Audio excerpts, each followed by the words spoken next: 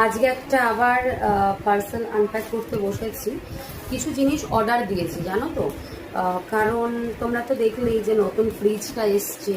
এবার নতুন জিনিস এসছে বাড়িতে, তাহলে নতুন ফ্রিজে তাহলে নতুন নতুন জিনিস দিয়ে ফ্রিজটাকে সাজালে বেশি ভালো হবে জানো তো।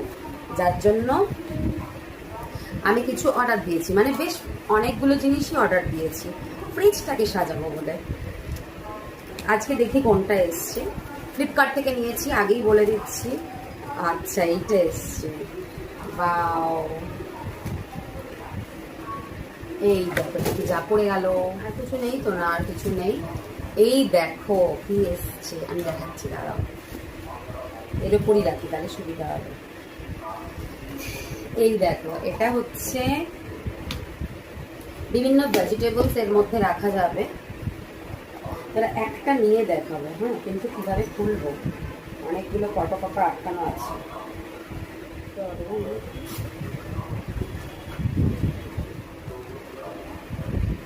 ওটাও খুলতে পারছি না।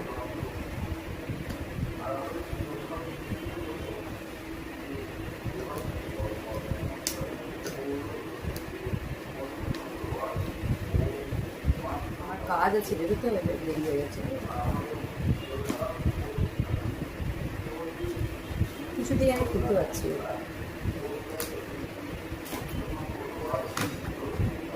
এই যে ভেতরে এগুলো ছিল, কিন্তু এগুলো আমি খুলতেই পারছি না।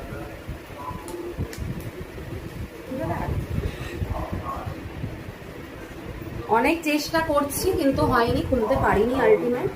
তো যাই হোক, এটা শান বাড়িতে আসুক, ও যদি পারে তো ভালো, আর না হলে এক্সচেঞ্জ করাবো।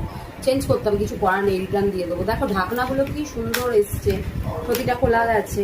এই বক্সের মধ্যে এইগুলো ছিল, যাতে তুমি এই বক্সে ভেজিটেবলস রাখলে, নিচেতে ধরো লঙ্কা রাখলে, ওপরে এইটা রাখলে, এটা ওপরে আর একটা এরমভাবে রেখে ওপরে আর একটা সবজি রাখতে পারবে।